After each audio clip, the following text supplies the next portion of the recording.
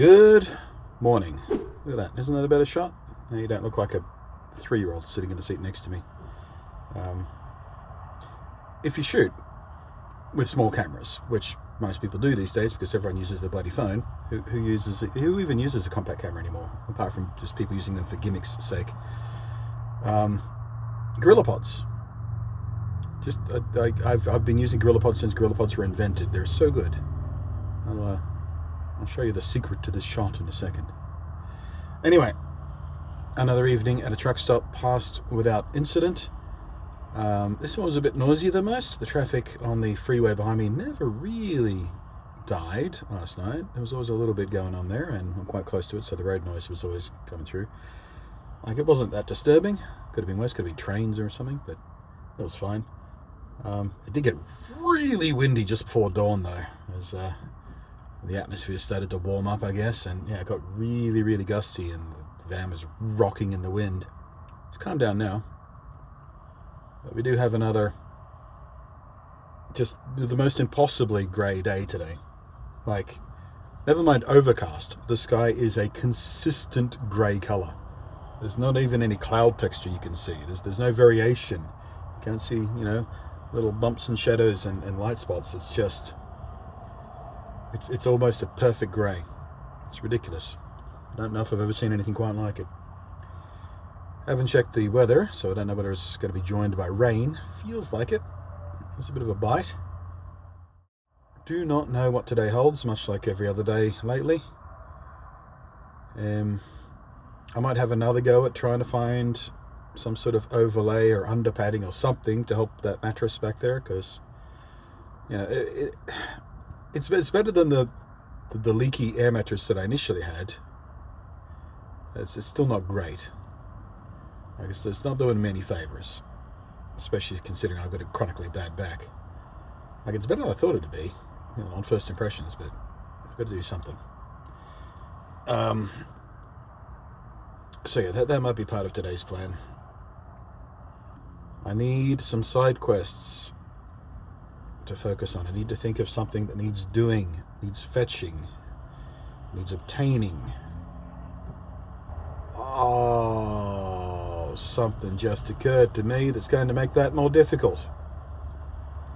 I was just thinking to myself, what day is it today? Well, it's Friday. Well, come up to the weekend, the campgrounds and caravan parks are probably going to be slightly busy, but we're still not in the peak season, so it should be fine. Then I realised today is actually a public holiday for the grand final, Australian football, which I do not care about at all. I don't keep track of, but my friend I was hanging out with the other day with the Scout, the doggo, she reminded me that this Friday was a public holiday for the grand final. I went, I didn't know that.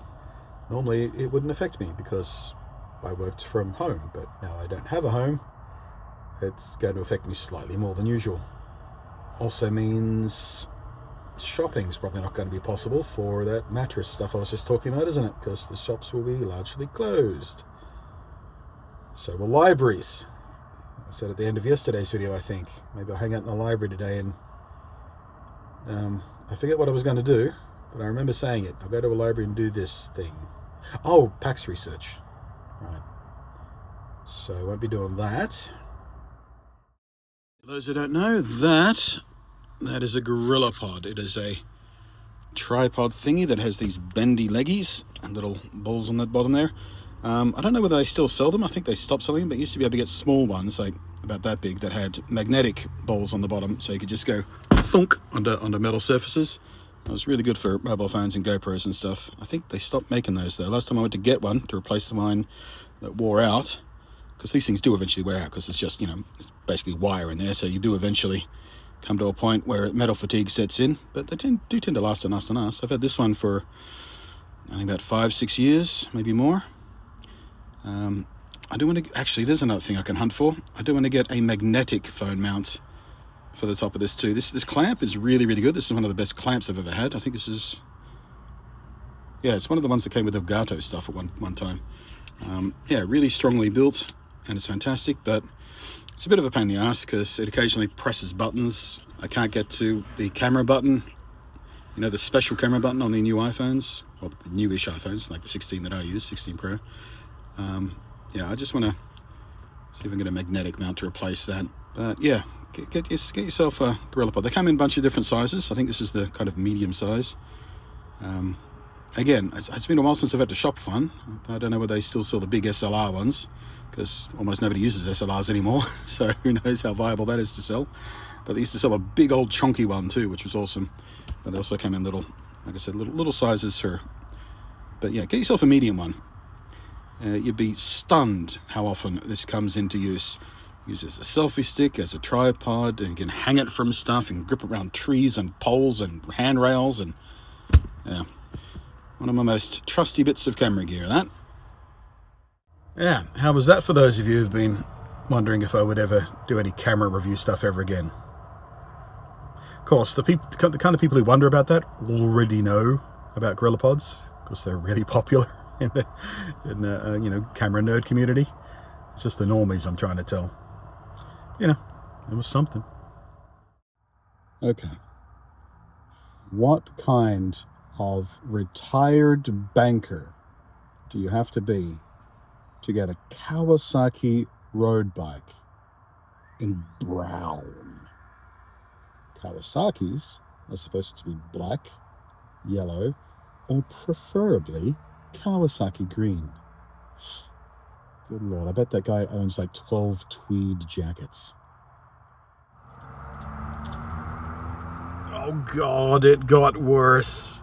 Brown Kawasaki guy just pulled away, and I didn't react fast enough to catch it on camera. But he had a custom license plate on it. MYZN, my Zen. His Zen is a brown Kawasaki Cruiser. Suddenly my hopes don't seem so small. You know, I'm pining for a roof over my head, and a bathroom that's all mine. You know, these big desires. But all he wanted in life, for a perfect Zen, for a Buddhist enlightenment, was a brown Kawasaki Cruiser. Yeah. All right, so I just sat here mocking brown Kawasaki guy. And sure, there was a tinge of jealousy there. I mean, I'm not jealous about the brown Kawasaki, but just, you know, the option to indulge in that as a lifestyle choice. That's a very far off dream for someone in my position. But I'm about to do something that is probably mock-worthy. And if someone else said this out loud, I would probably have a little elbow in their direction. But I'm about to drive about 2.5 hours to go park somewhere to Planespot.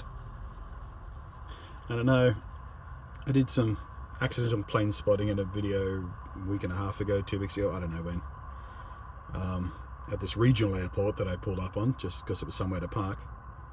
But I've just deliberately Googled where to park to Planespot at Melbourne International Airport.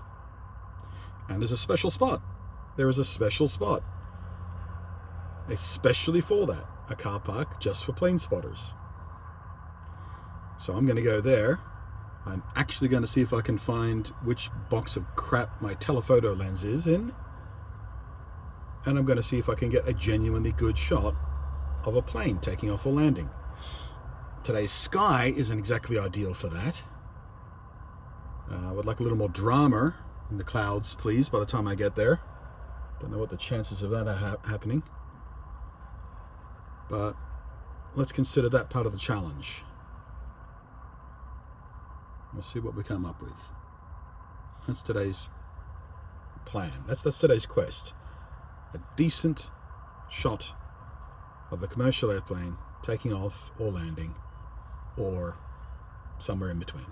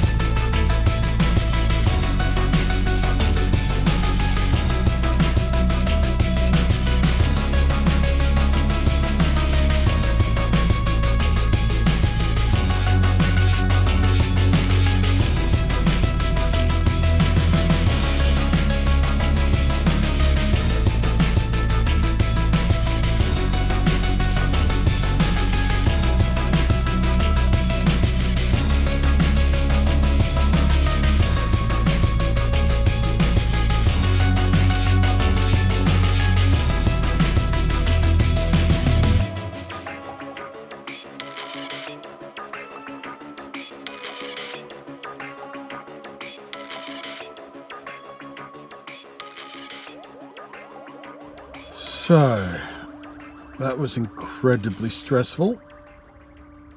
So many bad drivers on the road today, including me. I wasn't, I don't think, an unsafe bad driver, but... Sorry. As you could probably hear, I made it to the plane watching spot.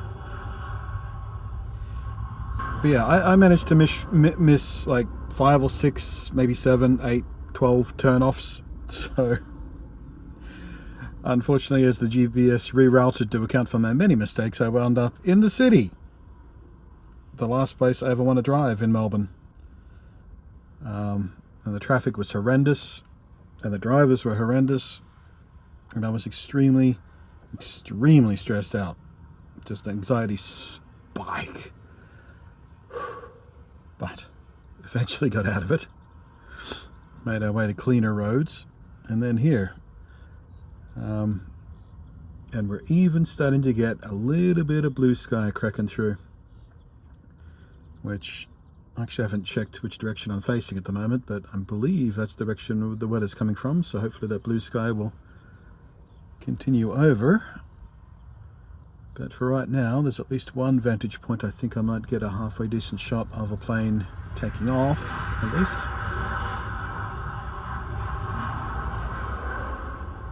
Yeah.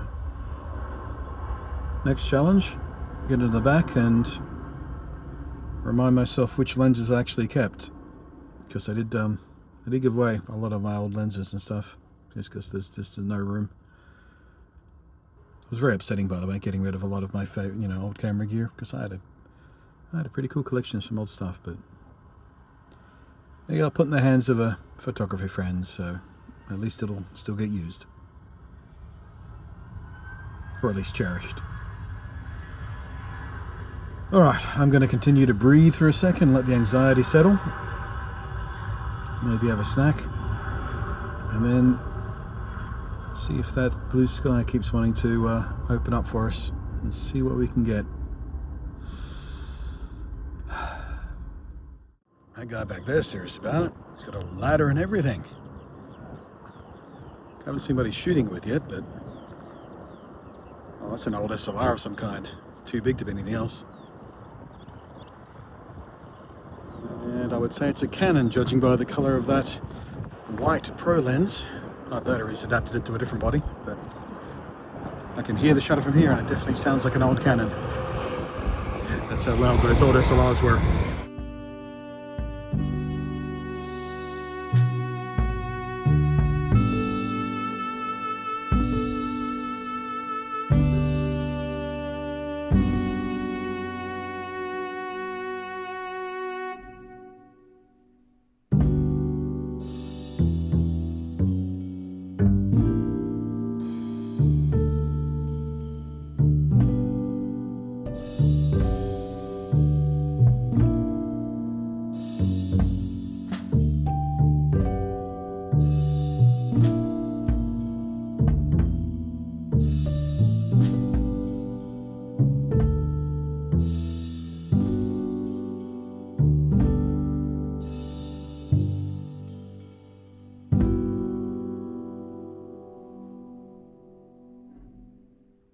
Alrighty, so I've been chilling out here for about 2.5 hours actually.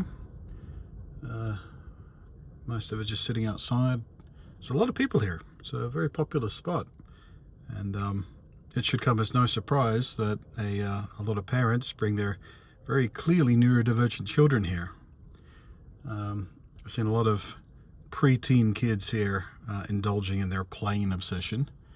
Like, let's be fair, it's not unusual for a kid of that age to be obsessed with planes or dinosaurs or trucks or trains or any of those things. But if you've got an experienced eye, you can spot self-soothing behavior and things like that. I mean, for crying out loud, I saw one of the kids get so excited when a particular plane turned up that she did the whole flappy arms thing, which is very stereotypical, autistic, exciting, overstimulation thing. It was adorable. So I'm glad to see so many parents indulging their kids in this. Mine certainly never would have back in the day. But yeah, there's people of all types have turned up, which I didn't really expect. I expected, mostly weird white dudes. Let's be fair, about 35 to 55, in their waxed coats and things like that. The typical stereotype of the train spotter. But no, just chill people enjoying planes coming and going. Some people are clearly plane spotters and very obsessed and are taking pictures of every plane in or out. Some people are just kind of chilling here because, well, I guess it's a good chill spot for when they're on their lunch break from working nearby. There it is. The clouds never really cleared up, unfortunately, so I never really got those cracks of blue sky I was hoping for. But I think I got a couple of interesting shots. I think there's a couple of good ones of the planes, and there's a couple other ones that I got when I was just wandering around the area going, ooh. And that was funny because I was the only one doing that. Like, everyone here is a plane spotter. Everyone with a camera, like even the guy with the serious camera on the ladder, they're here for the planes. I'm the only photographer here, I think, because I'm the only one looking for angles, looking for compositions, climbing down on the ground and getting ground level shots, or going over to the fence and shooting through the barbed wire and plants and stuff like that. Everyone else is just laser focused on the planes.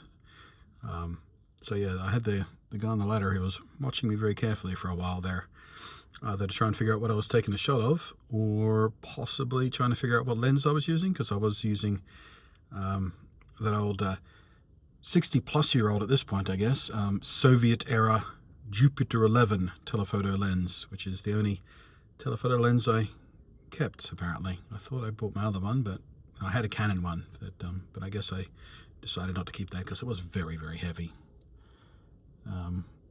So I don't quite have as long a telephoto as I thought it did, but the 135mm Jupiter 11 got me in. Plus there's plenty of resolution on the S5, so I can crop in and get the closer compositions that I was after anyway. Easy peasy. It doesn't matter. I'm not going to pre-printing any of these. They're just going online when most people look at it on their bloody phones anyway, so resolution just really doesn't matter anymore for photography. Once you go past 12 megapixels, it's more than enough. But yeah, I had fun. It's the first time I've stretched the photography legs in quite some time. With quote unquote real camera. But yeah, this spot isn't quite ideal for getting dramatic shots. It's great for plane spotters because they're coming in, crossways. But I was hoping to sort of get underneath the plane as they're coming in or taking off or something. There is another spot which I don't know whether I can get to, but I might leave that for another day. Save it and see what happens there. But yeah, right now I'm going to, I guess, find another truck stop. I did look around for caravan parks. They're all booked out because it's grand final weekend or whatever. So yeah, I'll have to do without a proper shower for a few more days at least, I think. Which is disappointing. I was looking forward to that, a hot shower. So yeah, truck stop. See about editing these photos, see if I got anything worthwhile. Throw this video together, and we'll see what's what. So, back on the road. Well, as it turns out, I got maybe half a dozen pretty decent photos. I really, really like two of them. See if you can guess which ones are my favorite. Yeah. Pleased to see I haven't completely lost my touch, even though it has been quite some time since I've attempted to take a proper photograph with some artistic merit, rather than like shoot something in video or even stills designed to transmit information, like product shots and things like that, when I'm saying, hey, look at this thing. Yeah, I mean, I don't think they're going to win any awards or anything. They're not fantastic, but they do have some aesthetic and artistic value, I think, as far as amateur photography goes. So yeah, not a bad day. Must remember next time I'm at a powered site to recharge those camera batteries too. Anyway, I don't know whether you can hear it, but it's very, very gusty out there this late afternoon. It has been for a few hours, so it's probably going to continue throughout the night. The van is rocking and shaking, but not in the fun way. Ha ha! Car sex pun. So, thank you for all the support, for the likes, for the comments, and especially for the PayPal, for the Patreon, for the Super Chats, and of course for watching the entire video, because all of that helps with the algo. The YouTube robot mind that hates earnest creators so very much. Oh well. So, yeah. Footy game's on tomorrow. I'll have to make sure to avoid any road that goes anywhere near the sports stadium thingy where it's happening, wherever that is. I should probably find out and head in the opposite direction tomorrow. Go local sports team.